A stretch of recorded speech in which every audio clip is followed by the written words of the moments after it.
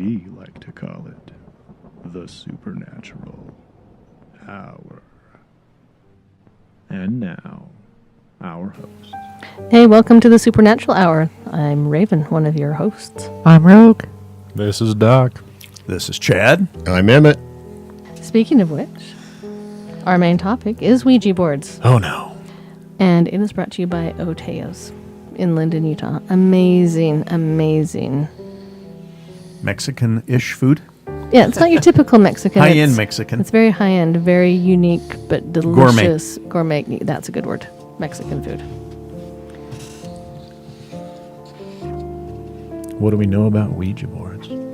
Don't play with them, folks. Yeah, apparently there's problems if you do. Yep. Good night. So my plan's to redo my living room floor in hardwood with a big Ouija board pattern on it and make a coffee table as a giant planchette. Yeah, that's a bad idea. Yeah, we went into a client's home Sounds and like a lot of work. They were so nice, and it was right around Halloween time, and we went and did this investigation, and they had like a Ouija board. It wasn't a Ouija board, but it was a decoration. And they're like, oh, that's just for Halloween. Like, and then what about the Ouija board blanket? Then we had a client. We said, no. I was there for that one. Does someone in your home play with a Ouija board? Oh, no. As we're looking at a 5 by 8 foot Ouija board blanket on the couch, 2 feet behind her. We're like, Are you sure? Yeah. So, yeah, Ouija boards, we're just going to start right now with, as WISPs and as Advanced Paranormal, we do not condone the use of Ouija boards. You're going to find out why. We do not allow them on our investigations. If a homeowner has them or has used them, we suggest to them that they get rid of them. We will tell you the proper way to do that also coming up. But just that is our stance. Don't do it, folks. It's not worth it. You don't know who or what you're dealing with. Having said that, if just on the off chance that you don't know what a Ouija board is, it's a board, hence the name. You have kind of game board sized, more or less. It's got the alphabet on it. It's got numbers. It has yes and no. And there's a little thing called a planchette, kind of heart-shaped with a see-through Circle in the middle. Circle in the middle so you can see what letter it's over. And the idea is you allow a spirit to use your body to move the planchette. And you can ask questions and you can talk to the beyond. And it sounds just fabulous. We'll go talk to Grandma, see how she's doing in the hereafter.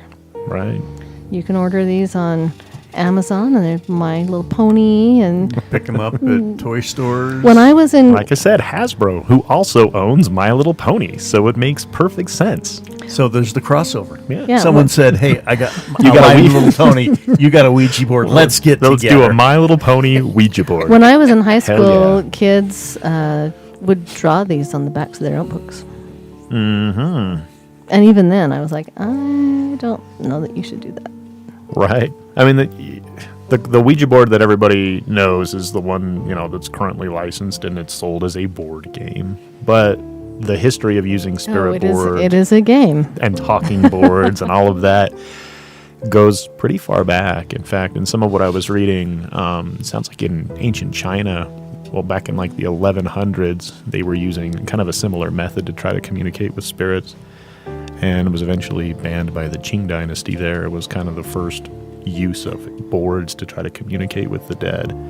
And then it looks like in the 1800s is where, there was that big movement spiritualism of... music spiritualism movement is where people started using talking boards.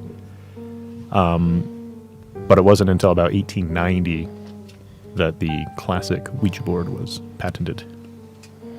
Yes. Oh. So one of the things I thought was interesting was, the name Ouija. And in one place I read, it says that the name comes from a French and German word for yes, which is oui and ja. But that's how you would say it in German. But you pronounce it with a hard jaw, so Ouija. But a lot of people say that that is not where it came from, that the Ouija board named itself. Yeah, and I think that's a much funner answer. Kind of creepy. Why would you add French and German? Come on. Yeah. That seems weird. Whatever. I'd rather, the board name itself. Makes sense. Yeah, absolutely. Now, and I don't remember if I heard this on a video I was watching or if one of you guys told me when we were getting set up, but that the Ouija board, when they asked where that name came from, it said good luck. Yeah, something I read said it was, somebody claimed it was Egyptian for good luck, which I'm sure would be easy to verify, but did not do that. But see, and I was thinking, what kind of good luck is? Is it like good luck, or does it mean like good luck, or does it mean like? Or is it like good luck from the movie Good Taken? luck. When good luck. More of a sinister good luck. I don't want to find out. So And on some Ouija boards, good luck is one of the words that's on some of the boards, with the yes and the no, and good luck is oftentimes one Goodbye of those. and Goodbye. Yeah, There's a few things. the to make it pre-printed easy. answers. Yeah, It's like the emojis of 1800s. There you go. spiritualism. Oh, Yeah. man. Just Well, use that planchette goes down, and right. hey, it's the goodbye emoji. Well, and the interesting thing is, I thought that the Ouija board game, as a marketed board game, came out in the 80s, but it came out in 1966. It's a board game. As oh, a my, board my, game. my parents brought one home in the 60s. I'll say I read that it was trademarked or licensed or patented as a parlor game in the 1890s. Yeah. Oh wow! So Been way around back. for a while. Yeah, Yeah. and then that was bought by Parker Brothers, and then Hasbro got it from there. There's quite a tale on. And then they were like, "Do you know who would love this thing? Children. Children would love this." Well, I learned my ABCs on a Ouija board, See? so Oh, that's what's wrong with you. Yeah, use a little planchette to point to each of them. we never had the planchette that I remember. But D we is had, for demon. Why haven't they come up with like a battery version now? It's- You know, I It's a bet you speak and there's say. I bet you there's a phone app. There's got to be an Yeah. app or something. Exactly. The electronic A Ouija board app? I'm sure there is. No There's an way. app I'm for gonna look everything. right now. I'm Yeah. going to You Google have to Play. look Google for that. I'm Google playing. I don't this. have my Okay, phone. here we go. So while he's Google playing it, one of the things I found interesting is, again, I thought this was, well, I knew that they had been around for a while, but I was thinking, you know, the whole 19th century spiritual revolution sort of a deal. But, you know, we talked about them being in China, but they were also very popular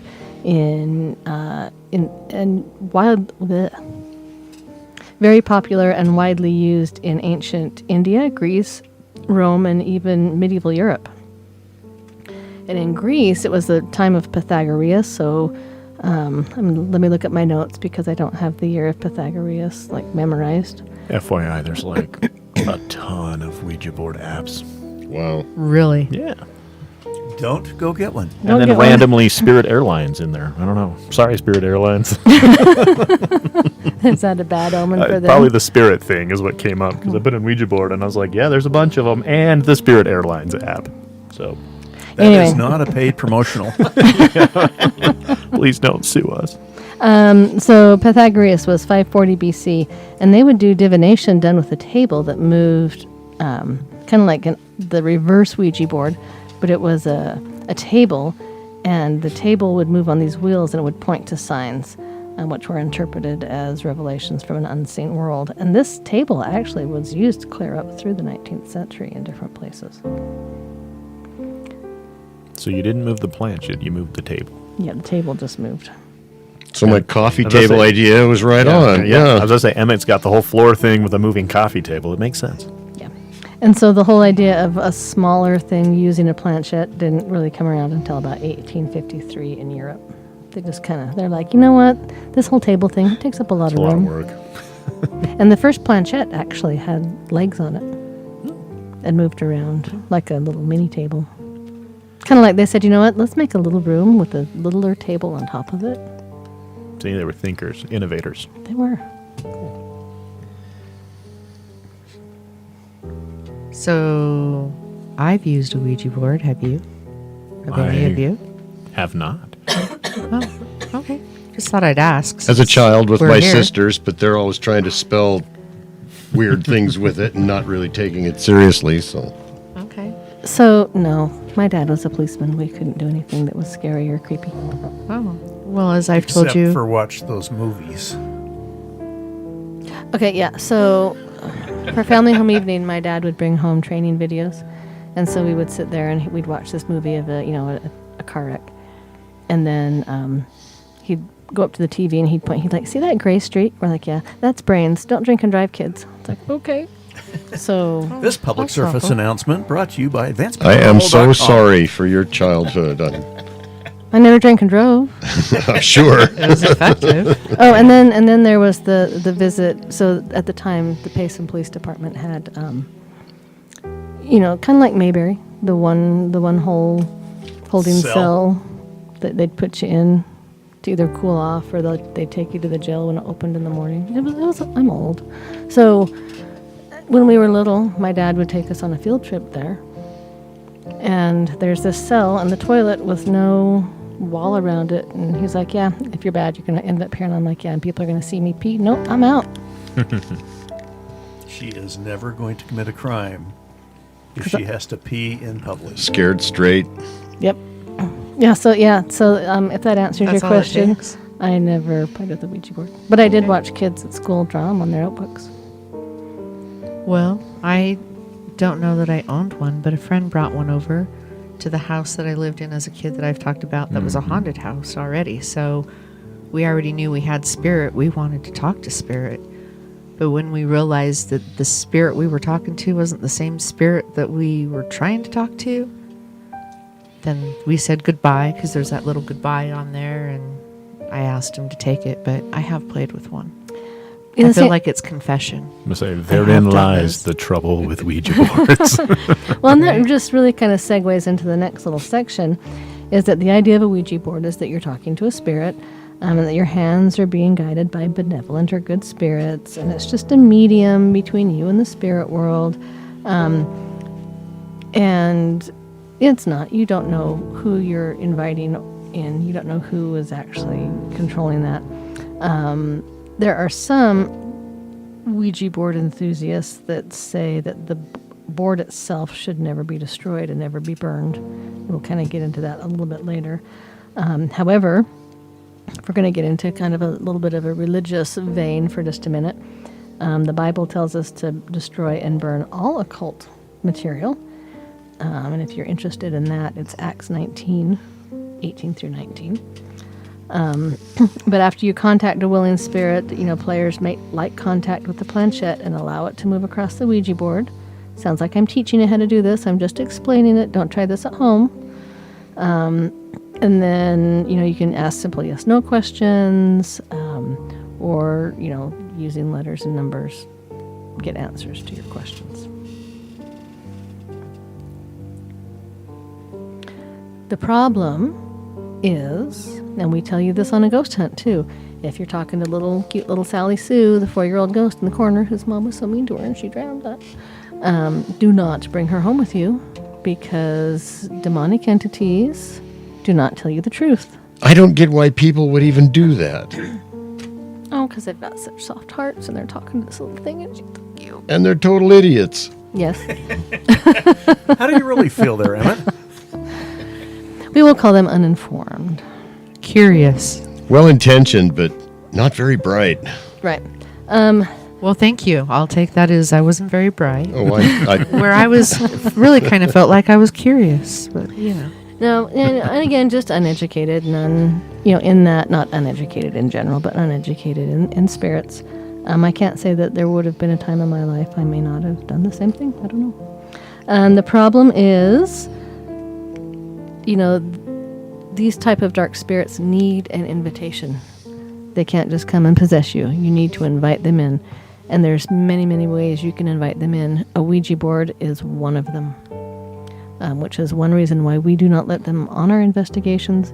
We want to investigate what is already at a site. We know we can invite something in if we wanted to, and we don't, because honestly, Grandma is too busy doing other stuff to come hang out with you at your ghost hunt. In most cases. I was going to say maybe.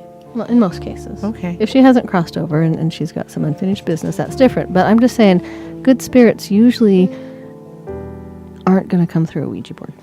Right, and there's also that idea of what the conduit is, right? Because you use dowsing rods, and we use K2 meters and those kinds of things to try to communicate with spirits. Exactly. How is a Ouija board different? Yeah.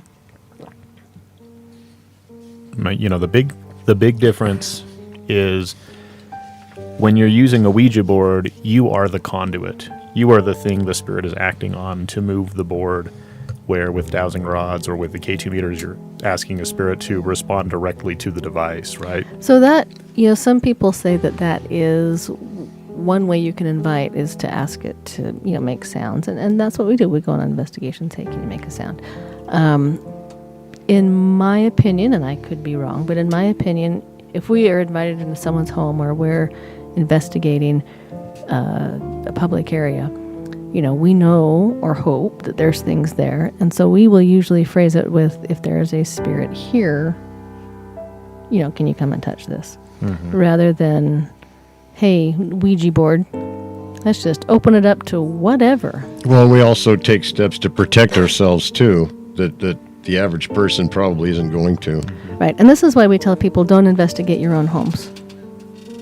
Because most people will just open it up. Hey, is there anything here? That's an invitation. Right. Whereas, if we say, if there's something in this room, as something that's already there. So there's some very, in my opinion, differences. Right. Well, like I said, with the K2 meter, for example, you're saying, hey, can you make this light turn on? Can you do this? But you're not asking it to actually work Use you. through you. Right. That's where I think there's that risk for possession or the risk for problems, is you become the conduit. It's not that you have a device that's being used. You're inviting device. it into you, Right. which is just the next level. It's like not only are we inviting you into our space, but we're inviting you Inside into of us. our space. Exactly. We're inviting you inside of us, which is always dangerous. So if it's inside you, not only can it use if you've given it that invitation, use your physical, your muscles and stuff to move that planchette. It also will it will also give it access to your thoughts and your mind. It can affect your emotions. And I don't, there's some people say they know your thoughts. Some people say they don't. I don't know really where I'm at there. But even if it's just can cloud your thoughts or block your thoughts to where you're no longer in full control of yourself, that's not good. Right. You give up a degree of agency. Is really, I think, one of the That's a good way to put it. scary aspects of using Ouija boards. I just think it's interesting. I copied and pasted a few things. I'm just going to read this because it's just, I can't do it justice by myself. It says, one Ouija board legend warns against playing the game alone, while another suggests that the spirits must be approached in a specific way to avoid encountering evil imposters. Don't believe any of these legends that may encourage you to play the Ouija board. Never touch the Ouija board by your own or with others. Whether they be called harmless or malevolent, Ouija board is a portal inviting demons into your home, body, and soul. And, I could see just a small percentage of the public going, oh, that would be so cool. It's not. It is not cool in any way, shape, or form. So don't do it. So I've got a couple different stories of people that you've heard of that actually are anti-Ouija boards. So thank you, folks. Edgar Cayce called them dangerous. He warned that evil demons pretend to be cooperative ghosts in order to trick users into becoming spiritually possessed. And wasn't Edgar Cayce FBI back in the... That was Edgar Hoover. J. Edgar Hoover. I'm not sure who Edgar Cayce was. I thought it was Edgar Casey. I thought he was a psychic. Hang on, we will find out who Edgar Cayce is. I might be confusing Or an author. my Edgars. My Eggers. I have no guess. I'm feeling really left out here. Are you going to wear an Edgar suit? An Egger suit. Do you guys know what movie that's from? Name that movie. Yes, I believe it's Edgar Casey is how you say his last name. Yes. He's an American clairvoyant who Okay. claimed to channel from his higher self while asleep in a trance-like state. Yeah, so he says they're bad. And the Egger suit, that comes from Men in Black. That's one of my favorite lines. Okay, which has nothing to do with Ouija boards. But it does with I the should have said paranormal. Harry Potter. There, we got the reference in. There we We go. got Even a if it's reference wrong, in. but it's in. So some people a little closer to home that I actually know who they are. John Zaffis, Ed and Lorraine Warren. He's their, he is John's aunt and uncle. They testify that the majority of the worst demonic harassment and possessions that they have dealt with and that they have heard of have been caused by the use of Ouija boards. Ed and Lorraine Warren actually stated, Ouija boards are just as dangerous as drugs. They further state that seances and Ouija boards and other occult paraphernalia are dangerous because evil spirits often disguise themselves as your loved ones and take over your life. So you're seeing a common thread here. Demons disguise and A lot of deception there. a lot of deception and got to Lies. sneak to get in. Kind of the Annabelle doll kind of thing, too. It's like, oh, so cute. Yep. And then it's an evil demon. Yep. And then Starts out fun and cute. And then you're calling Ed and Lorraine Warren and they're making movies about your house spinning around. Well, you see video footage on TV of people playing with Ouija boards and getting possessed. I mean, instantly in some cases, but I've never seen a guy with an SLS camera suddenly get possessed, or a Mel meter. So Right. that's your point. Yeah, Right. You're not the conduit. Right. You're not what the spirit's working through. You're catching something on a device, Yeah. but you're not what you're inviting the spirit. I'm just to the take machine over. operator. Exactly. Well, in these movies, like, the Ed and Lorraine Warren, the Conjuring movies and stuff, I know you see they're all happy and then the demon comes in and, everything goes to pot. And 3 or 4 days later, happily ever after. And that's, not how it really is. A lot of these actual cases, because you can't sit and watch a movie for 20 years, happen over years and years and years and years before they finally found someone that could come in and actually take care of it. And, over the course of those years, they've had divorces and deaths and mental illnesses and, just all, a myriad of just horrible things. And you don't want to invite that into your life if you don't need it. I don't need it. I don't either.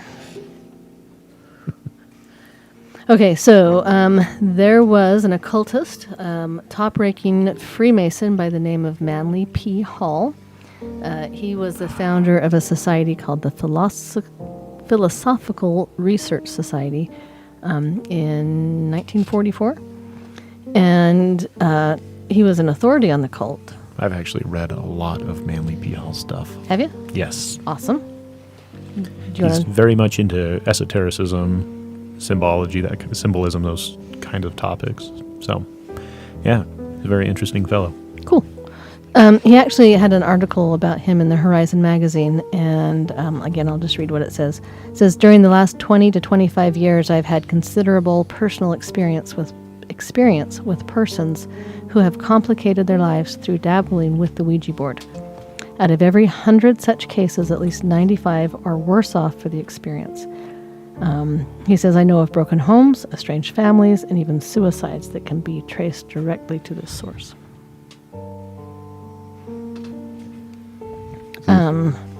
And we can talk for hours on bad stories. There's a New Jersey Dr. Curry says it was a dangerous factor.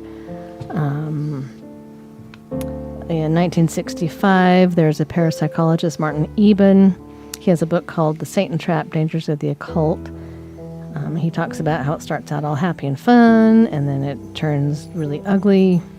Psychic Susie Smith in 1971 says to warn people from Ouija and automatic writing. A Vatican Roman priest, Malachi Martin, talks about how they're bad, and we can go on for days of people that warn against it. And we were watching a YouTube video just today, to keep things fresh on our mind for when we recorded tonight. And this one fellow, really quite interesting. We're going to have Chad talk about some of the things that he mentioned, but he said, I've played with the Ouija board a lot. And he said, most of the time, really bad stuff happens. And then he goes, sometimes it's good. okay. But then you even go, was that just that particular bad hadn't, come through yet. So Chad, you found some fun stuff. I found an article a YouTube video, which was really interesting. 14 rules for using a Ouija board.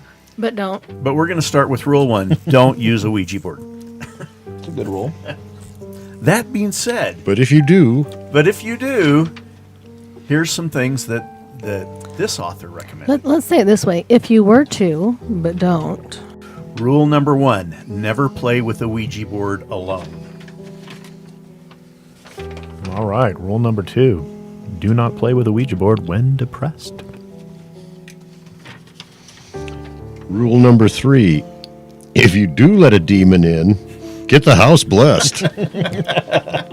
But if you go back to rule number 1, You won't let a demon. you don't need to worry about rule number 3. 4, take it very seriously. All right, rule number 5. Don't let the spirits count down through the letters and numbers. It is a bad omen, and they can come into our world this way. All right. Rule number 6. If the planchette goes to all 4 corners of the board, it implies that you have reached an evil spirit trying to get out. Interesting. Number 7. Do not let the planchette figure 8, as this is considered a bad omen and the evil spirit is trying to get out. Oh, God, can you imagine trying to get out? huh. Interesting. Rule number 8. You must close the portal each and every time you play, or the demons or spirits will linger and let themselves into your life. Now keep in mind, this Right. is the guy that I was just mentioning, played with it all the time. And he says most of his experiences were bad, so I would believe these. I'm sorry, So these Interrupted 14 you. rules come from that guy? Uh-huh. Oh. which one did you read last? 8.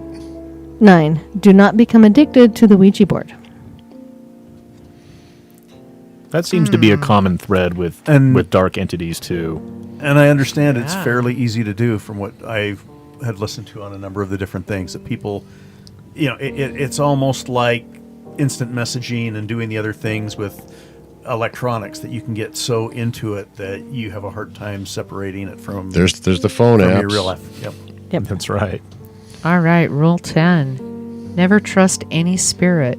The evil ones will lie to make it look like they are not malevolent. Oh. Hey. Interesting. Never Don't- heard that before. Yeah, I was going to say, I think we say something like that That's on our new. investigations. Yeah. Number 11, do not burn a Ouija board. It is said it will scream, and those who hear it have less than 36 hours to live. Oh, well. Now, I don't know how true that is, and the guy said he didn't know this one for sure. I don't want to test it, just but- FYI. Yeah, right? But so we're going to give you some information here in a minute on how to get rid of it. Take it to the salt flats. Right? Like Jumanji, gotta bury that Put it through the shit. chipper. No, compost don't it. destroy it. Let's see, we're on number 12, right? Dispose of the Ouija board by breaking it into 7 pieces. Put holy water on it and bury it. Okay. There you go. So we are going to... In the salt flats. Apparently. Yeah. You There you know, go. I would be very interested to know how much crap is buried in the salt flats. Right? By Yeah. people like us. Exactly. It's a paranormal hotspot out there. Oh, great. I get number 13. Never ask the Ouija board about God or when you will die. The evil spirits will become angry when asked about God.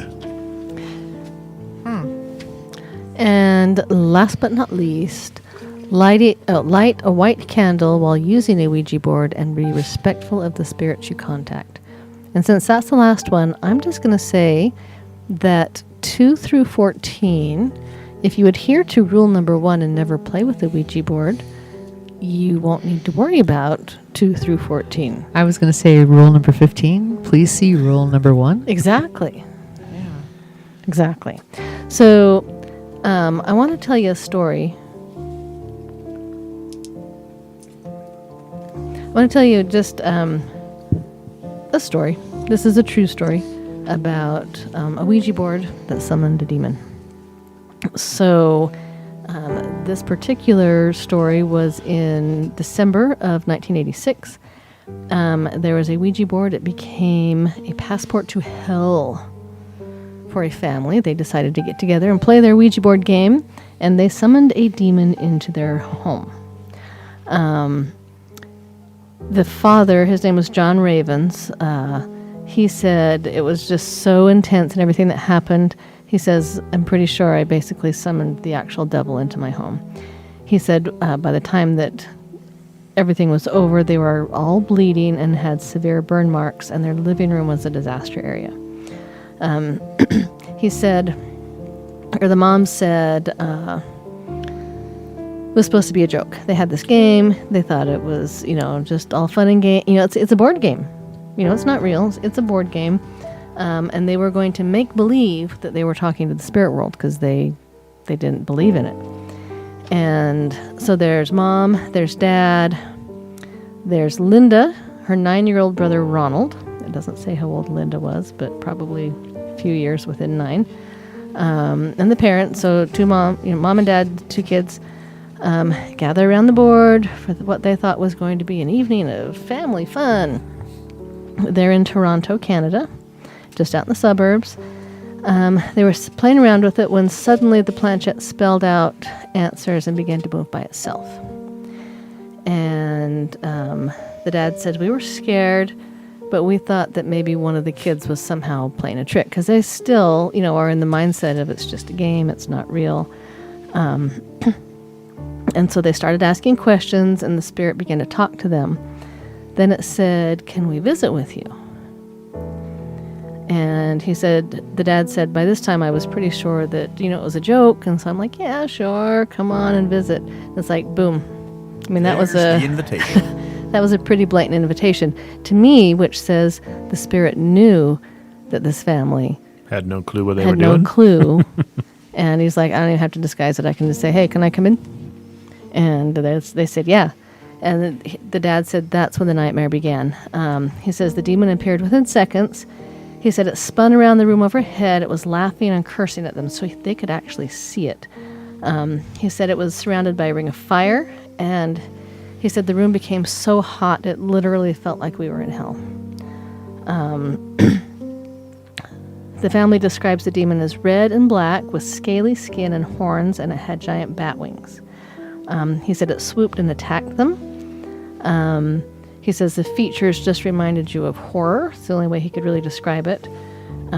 It was biting them on their face and their arms. He says we tried to get up and run for the door, but every time we did, the creature would start to claw. He says it was so fast, we didn't know where it was going to be. We could not. It just held us there around the table. It was so fast. The 2 children were repeatedly picked up and thrown across the room. And then, if you get thrown across the room and you're little, you're just kind of laying there, kind of dazed. And the creature would pound on their chests and heads. The dad said it had hoofs that dug into my children's faces and skin, marking them badly. They said that the attack lasted for more than an hour before the demon vanished. The children by that time were screaming and crying, which I think I would be as an adult. And the parents took the whole family, went to a nearby hospital where they were treated for cuts and burns. And so, you can actually look this up. There's Documentary evidence? Documented evidence. All from the Ouija board. And it wasn't just, creepy, it feels creepy or I can see shadows. This one physically attacked them and physically beat them up. Wow. So we don't want to end on that note. I've got a little bit. Okay. There's one more thing. One of the names that comes up oftentimes with Ouija boards is Zuzu. Zozo, not Zuzu. Zozo. Zuzu was the pedals, right? That was Pazuzu. Pazuzu. No, that's another one. They actually touched base. Yeah. Zuzu's pedals, yeah. I just kind of think maybe you shouldn't It's a put wonderful Z's life. and vowels together. That's just bad. Zozo. So the Zozo demon. There's thousands of internet message boards that talk about the Zozo demon. And they come through on Ouija boards. The name Zozo comes through a lot of times on Ouija boards, automatic writing, or other methods of divination. Stories of Zozo have been around for hundreds of years, maybe even thousands. Zozo will spell out his name in the Ouija boards or the things, and there's some different thoughts about it. There's many bad stories related to Zozo contacts. Things happen, people's lives get messed up. They have, bad luck, a lot of problems. It may be a demon, or perhaps the ancient Mesopotamian, can't even say it. You know what I mean, though. Mesopotamian? Mesopotamian king of the wind demon, Pazuzu. There we go. So there's a relationship that to Pazuzu, and we talked about Pazuzu Algarad, who was a modern creep, murderer. We have a podcast a little bit back about that. That's quite interesting. But he took the name Pazuzu, again, to kind of Charles Manson-like with his following. But that they think that might be who this is. It may be a malevolent entity that appropriated the name because of the growing fear around it. So it might not be Pazuzu. It might be just someone that has taken it because people have become afraid of the name. And many believe that it's not a single entity, but a name that various entities have taken up and are using for evil or mischievous spirits to scare us. And then the fear gives power to the spirits. They're attracted to the female sex, preferring contact with women over men. Like most men. Yeah, well, that's kind of how I am. But not all. Zozo is attracted to people with suicidal tendencies, depression, psychological issues. These people are more vulnerable to demonic influences, giving demons more power over them. And people who have come in contact with Zozo feel anger, fear, depression, or bad thoughts and have bad luck. And oftentimes people that have had interactions have the appearance of marks and bruises on their body. So that's one of the words often that will come up with a lot of different people as they're using Ouija boards, and one of the entities that has made strong appearances through the use of Ouija boards and other divination methods. So we're just going to end on a little bit of a religious note. What does the Bible say about the Ouija board? The Bible has a few things to say. In Leviticus 19:31, do not turn to mediums or seek out spiritualists, for you will be defiled by them. I am the Lord your God. And I'm going to make a little side note here. I do believe that everybody has a spiritual gift, and I believe some of those spiritual gifts can be communicating with spirits. So I think mediums, it kind of depends on which side you're getting your information from. So if you speak to someone that says they're a medium, I would just be careful. Vet them out before you put a lot of faith into what they're saying, because I would hate to downplay someone's God-given spiritual gift, but there are also gifts given from the other side. So when I say medium, I know I've got a lot of mediums that listen to this. Do not get your panties in a bunch. Not necessarily talking about you. Deuteronomy, let no one be found among you who sacrifices his son or daughter in the fire, who practices divination or sorcery, interprets omens, engages in witchcraft, or casts spells, or who is a medium or spiritualist, or who consults the dead. And again, some of these terms I need to be careful with, because I actually know some people who are Wiccan, are self-proclaimed witches, but the way they practice witchcraft, to me, is more druid-like. I mean, I think a lot of times when people hear witchcraft, they think of, evil, and it's like, no, I mean, one of my Wiccan counterparts that I know, one time I said, hey, I've got this problem going on in this home. They're not open to, any sort of religious fix. What would you suggest? And, he's a practicing witch, and he said, put a potted daisy in the kids' room. So, witchcraft. So some very of these nature-based. A lot of Wiccan is very nature-based. It's a lot of it is, the proto-Wiccan movement was pre-Christian practices that were done. Sounds druidic. Yeah. I mean, you get kind of the Nordic, some of those worshiping some of those gods, and those Celtic. Right. a very Celtic, earth-based practice. Right. So when it comes to some of these words, please don't get your nose in a joint. What we're talking about and what I interpret scriptures to say is, don't dabble with evil things. And if the way you practice witchcraft is more, in tune with the earth, you're fine. I'm It not just worried said about you it. can't sacrifice your children in the fire. It's okay to sacrifice them other ways, Right? right? Can you drown them? Yeah. Just beat them to within an inch of their life. Okay, when Emmett gets struck by lightning, y'all know why. You took the car without permission.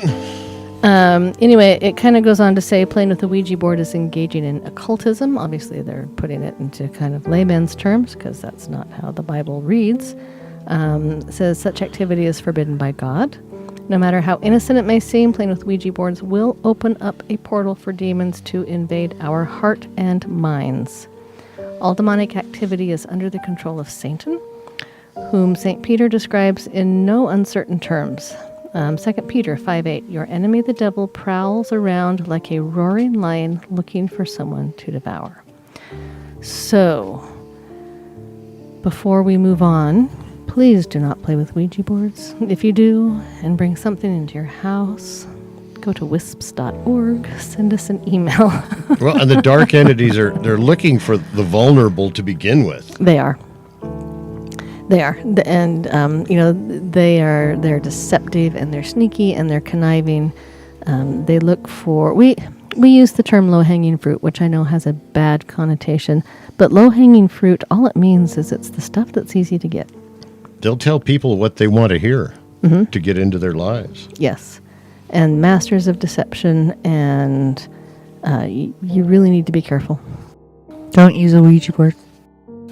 That was an interesting discussion on Ouija boards. Right? Stay spooky, my haunty friends. Love you, Nicholas. Have a good one. Hey, good night. See you next time. You've been listening to the Supernatural Hour at AdvancedParanormal.com. The Supernatural Hour is part of the Radio Ronin network found at RadioRonin.com. Copyright by Advanced Paranormal Services.